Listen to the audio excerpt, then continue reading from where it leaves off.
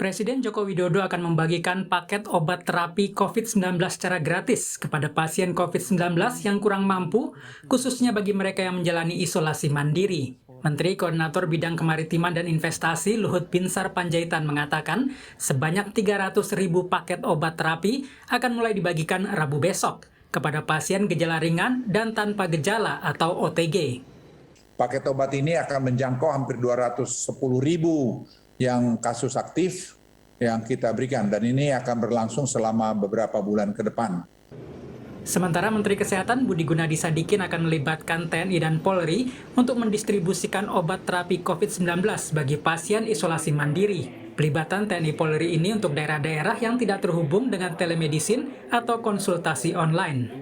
Untuk kota-kota besar dengan telemedicine, ya, sedangkan untuk daerah-daerah yang memang mungkin tidak terjangkau dengan telemedicine, kita menggunakan TNI. Gubernur Jawa Barat Ridwan Kamil mengaku siap memberikan obat terapi gratis kepada warga yang isolasi mandiri. Ridwan Kamil sudah menjalin kesepakatan dengan 10 perusahaan farmasi untuk menjamin ketersediaan obat.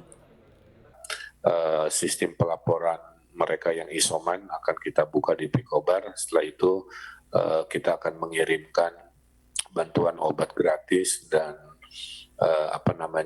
suplemen gratis yang dananya kami ambil dari pemberhentian 11 proyek infrastruktur. Warga yang menjalani isolasi mandiri juga perlu mendapat perhatian.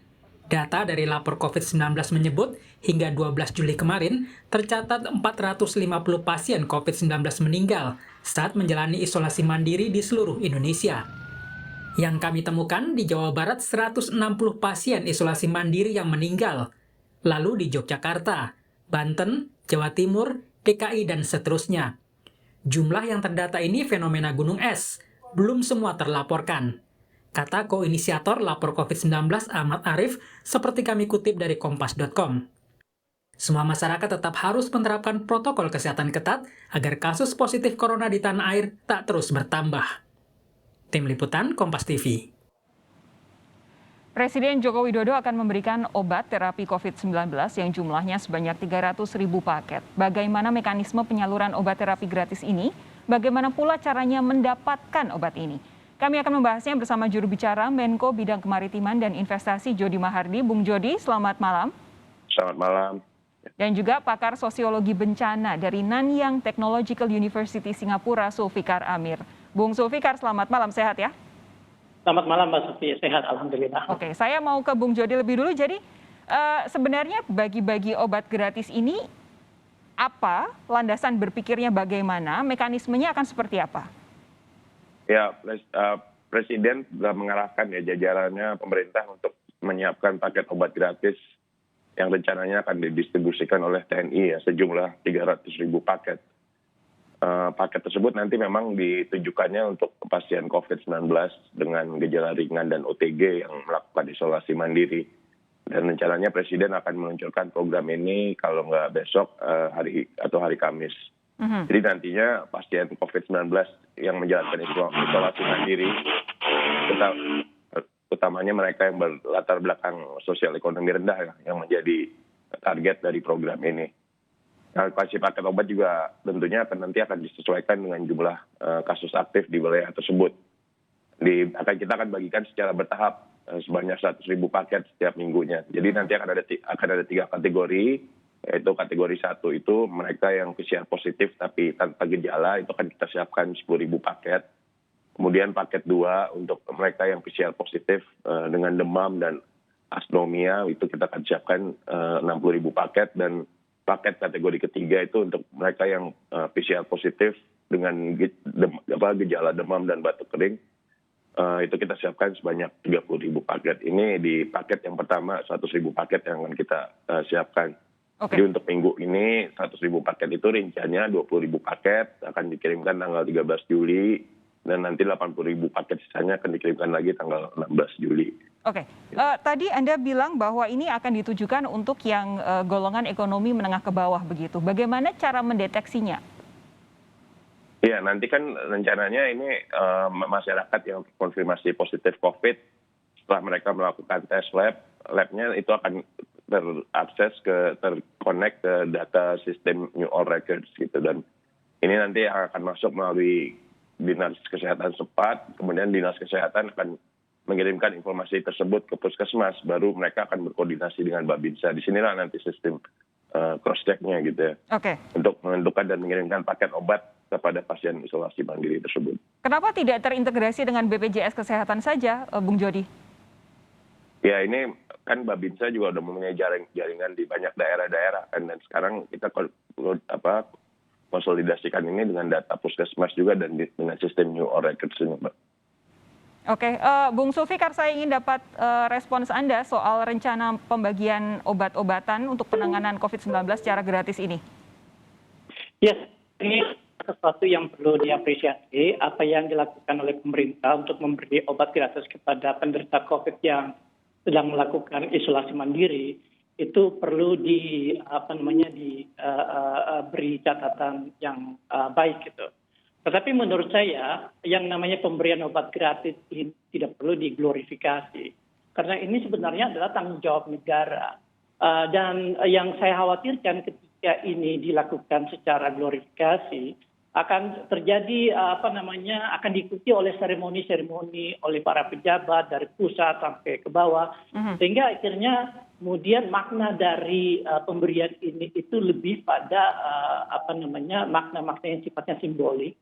Sementara kita tahu bahwa kita sedang berada dalam situasi yang sangat kritis dan adalah tanggung jawab negara untuk meyakinkan, untuk memberi bantuan kepada seluruh atau setiap warga negara yang membutuhkan bantuan. Karena ini adalah situasi pandemi dan banyak warga negara yang menderita COVID-19 bukan karena kesalahan mereka.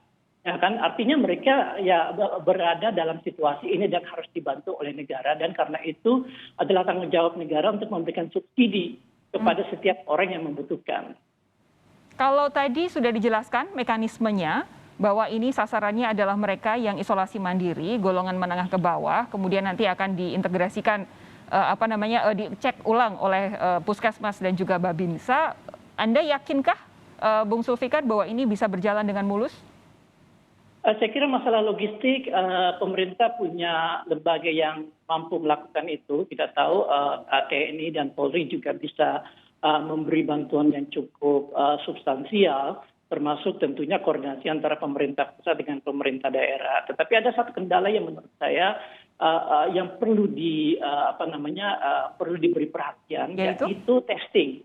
Karena untuk mendapatkan obat ini, seseorang yang yang menderita COVID-19 itu harus melakukan testing.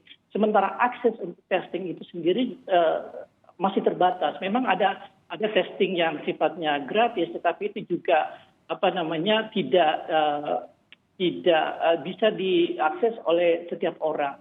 Mestinya testingnya juga dibuat gratis. Jadi setiap warga negara yang merasakan gejala, walaupun mereka tidak pernah kontak dengan orang yang sakit terkonfirmasi positif, itu bisa datang ke puskesmas, bisa datang ke klinik, dan bisa tes kapan saja, tanpa harus menunggu 5-7 hari. Oke, apakah Anda merasa testing gratis saat ini yang bisa didapatkan oleh masyarakat di puskesmas dengan syarat-syarat tertentu, misalkan dengan kontak erat ataupun bergejala, itu tidak memadai?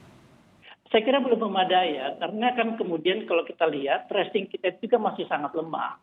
Sementara banyak kasus-kasus yang tidak terkoneksi atau unlinked cases yang tersebar di mana-mana, di mana ketika seseorang merasakan gejala tanpa pernah berkontak dengan orang lain, itu harus melakukan testing dan mereka ya harus membayar gitu. Dan ini bisa menjadi kendala yang cukup substansial khususnya buat masyarakat kelas menengah bawah. Oke, Bung Jody, ada beberapa hal yang jadi catatan Bung Sulfikar, antara lain jangan sampai jadi glorifikasi karena bisa jadi terjebak simbolis semata begitu, serta soal tracing, soal testing yang seharusnya juga ada upaya lebih banyak daripada sekedar membagikan obatnya. Ya kalau yang pertama soal glorifikasi, saya kira bukan itu maksud pemerintah gitu ya, mengglorifikasi, tapi kan untuk menimbulkan harapan juga ke masyarakat saat ini. Kita tahu sekarang kondisi saat ini banyak masyarakat juga concern, apalagi dengan banyaknya pemberitaan yang bahkan misinformasi atau hoax gitu kan, yang terus-menerus juga digencarkan di sosial media gitu. Itu kadang-kadang membuat kepanikan masyarakat gitu. Jadi apa yang dilakukan pemerintah saat ini adalah untuk memberikan ketenangan tersebut kepada masyarakat bahwa di sini loh pemerintah ini hadir, pemerintah ingin memberikan obat gratis dan mempermudah terutama mereka rakyat kecil yang susah mendapatkan akses kepada pelayanan kesehatan yang memadai gitu. Dan ini yang sebenarnya bukan glorifikasi tapi lebih kepada untuk memberikan ketenangan kepada masyarakat. Testingnya? Ya kalau testing ya itu memang target pemerintah kan untuk terus meningkatkan testing ya. Memang ada target bisa mencapai 450.000 kalau nggak salah, itu secara bertahap lah Kementerian Kesehatan terus melakukan perbaikan gitu. Oke, Bung Jody, dari mana sih pendanaan untuk 300.000 paket obat gratis ini? Ya ini nanti dari kerjasama dari APBN ya. Dari Kementerian BUMN nanti akan mensuplai kepada TNI. Oke. Lalu begini, tadi di berita pengantar kami sudah disampaikan bahwa ini akan disebar di berbagai wilayah di Indonesia. Nanti akan ada mekanisme tersendiri di wilayah-wilayah yang tidak terjangkau, misalnya telemedicine secara mudah begitu, sehingga akan langsung di-drop oleh petugas kemungkinan besar dari TNI. Bagaimana memastikan supaya ini betul-betul merata sampai di wilayah-wilayah yang jauh dari ibu kota Indonesia? Ya justru ini esensi dari program ini adalah untuk menjangkau mereka yang tidak bisa diakses oleh telemedicine. Gitu. Sekarang kan telemedicine masih baru bisa di Jakarta gitu kan, memang akan diperluas. Tapi nggak semua daerah kan mempunyai akses juga kepada internet connectivity yang bagus gitu. Dan justru program ini kenapa makanya kita menggunakan Babinsa itu karena jaringan mereka ke daerah-daerah yang paling terpencil juga ada gitu. Oke, lalu sampai kapan program ini akan berlangsung? Apakah stop di 300.000 atau seperti apa? Ya kita akan evaluasi terus ya. Bagaimana? Ya kita akan evaluasi terus tergantung kebutuhan nanti bagaimana kita. Kalau ada kebutuhan ya pasti kita akan lanjutkan. Oke, lalu yang terakhir, apa sebenarnya yang ditargetkan oleh pemerintah dengan adanya pembagian obat COVID-19 secara gratis ini? Ya targetnya kita ingin itu lagi, keselamatan adalah prinsip utama keselamatan masyarakat saat ini, dan pemerintah sangat ingin memastikan bahwa semua rakyatnya dari berbagai golongan pun mempunyai akses yang sama terhadap obat-obat yang bisa membantu mereka melawan pandemi COVID ini. Oke. Bung Jody, terima kasih Anda sudah bergabung bersama kami. Kami tahu bahwa Anda hanya bisa, waktu Anda sangat terbatas untuk bergabung bersama kami. Nanti akan saya lanjutkan perbincangan dengan Bung Zulfikar Amir, termasuk untuk mengomentari yang terakhir tadi beberapa pertanyaan saya kepada Bung Jody. Bung Jody, terima kasih, sehat terus. Saya akan segera kembali, saudara, tetap bersama kami di Sapa Indonesia Malam.